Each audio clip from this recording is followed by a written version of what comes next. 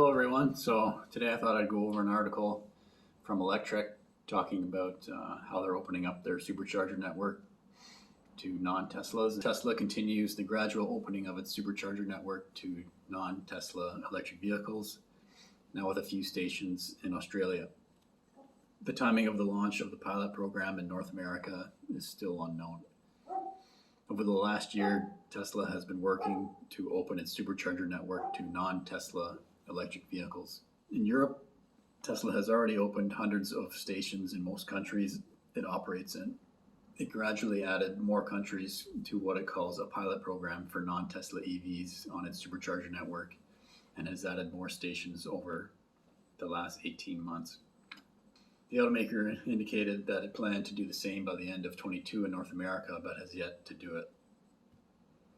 Tesla has been focusing its efforts on markets where its vehicles and supercharger network already use the CCS style connector and protocol, which is virtually everywhere except for North America and China. So in North America, Tesla only uses their proprietary connection style for their cars. Outside of North America, they use the CCS style connection, which is making it easier to open up the superchargers to non-Tesla electric vehicles. So here's a map showing the locations in Australia where they're opening up. Apparently they're locations that are not as busy, which makes sense so that it won't get too crowded.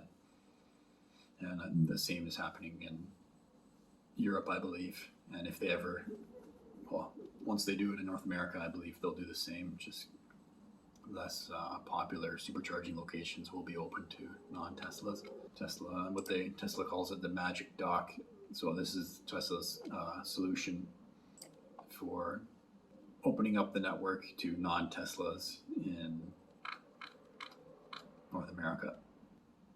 So here's a picture here from Brandon Flash on Twitter, showing the traditional supercharger and what they are thinking that the Magic Dock CCS supercharger will look like.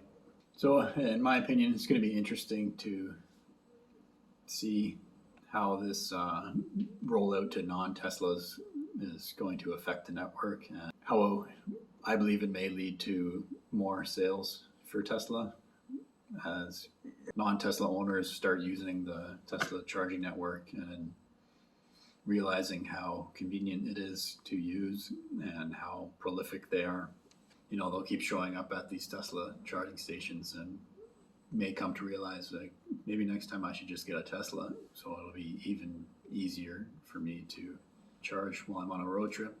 Also, they'll be most likely meeting Tesla owners and chatting with them at the superchargers, so that could sway them as well. Hope you enjoyed and learned a bit. Thanks for watching.